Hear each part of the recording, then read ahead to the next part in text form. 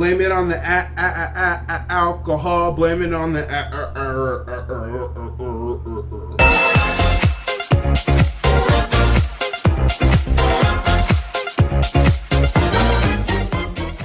Yo, what's up guys? Prince Charming. Today we're gonna be checking out 10 lies all kids tell their parents. So this video is made by the top 10, so I'm gonna leave the original video, the link in description below. Make sure you check it out. But we all lie to their parents. I know what you're saying. I don't lie, I'm a good kid. No, we all lie to our parents. It's not something that we can like get around. It's just something we all do. I'm sorry, we all do it. You know, some people tell small lies, others tell big lies. In my personal opinion, I like to keep it as minimal as possible. You know, the white lies, the one you tell to like make things better. But today we're going to be showing you the top 10 lies all kids tell their parents. So we're going to be exposing all you kids watching this video right now. There's going to be an exposed video on y'all for your parents. I'm exposing the lies today. So if you don't follow me on YouNow yet, make sure you hit me with that follow. Make sure you hit me with that follow because I call you live on the air. If you ever want a phone call from me live on the air, make sure you follow me at Prince Hawkham. Link in the description below. Also, make sure you like a video, like this video, like a video, like this video. Drop a like for your boy. Subscribe and turn your post notifications on so you never miss one of my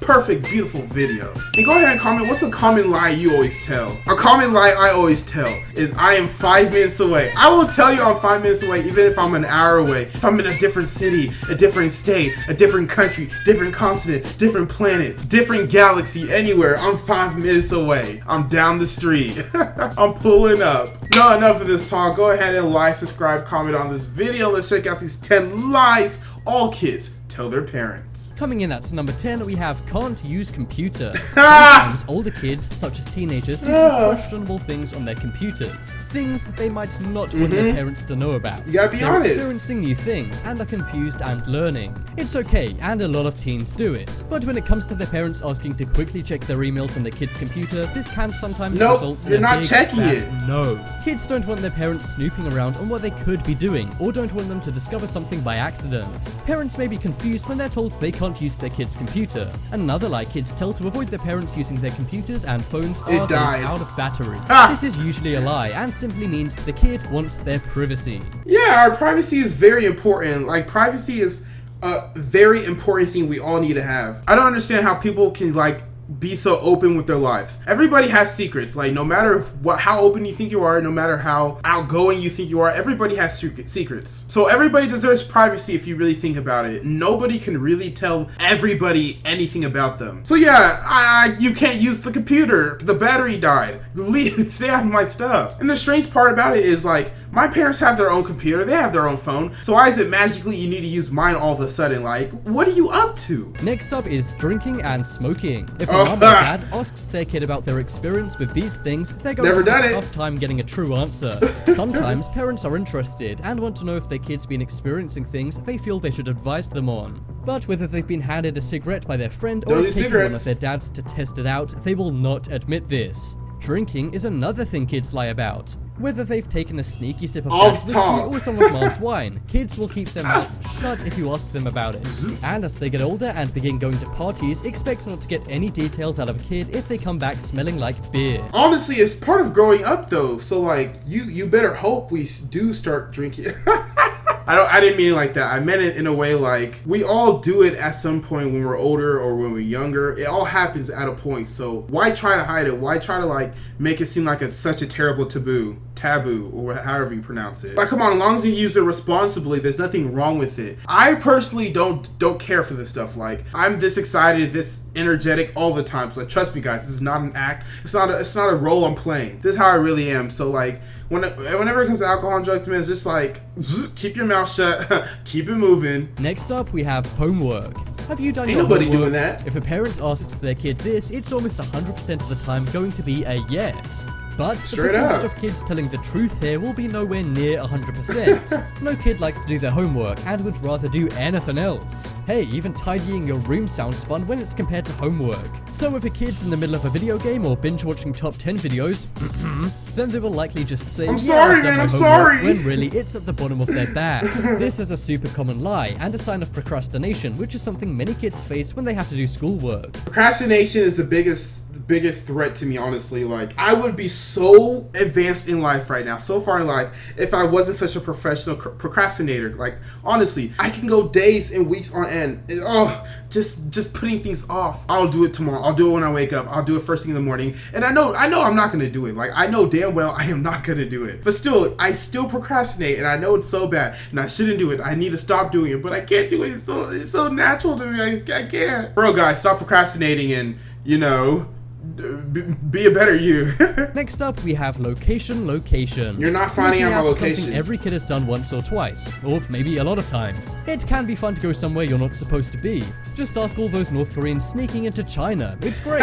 Anyway, girls are actually more likely to commit this lie. One girl will tell their mum they're staying at their friend's house, while the other girl will tell their mum they're staying at the other person's house. This means they're both covered and can do whatever they like at night. However, if you've ever seen an episode of The Simpsons, you know your mom will probably catch you on this. Moms talk to each other a lot, so be warned, kids. Location. That's a big thing, part of my life growing up. My parents always wanted to know where I was at, what I was doing, where I'm gonna be at. And it's 6 o'clock in the afternoon. Like, come on. I'm 21 years old. I am a big boy. I do big boy things now. You're never gonna find out my location. Like, Apple even released a new send me your location or share your location, so people always know where you are.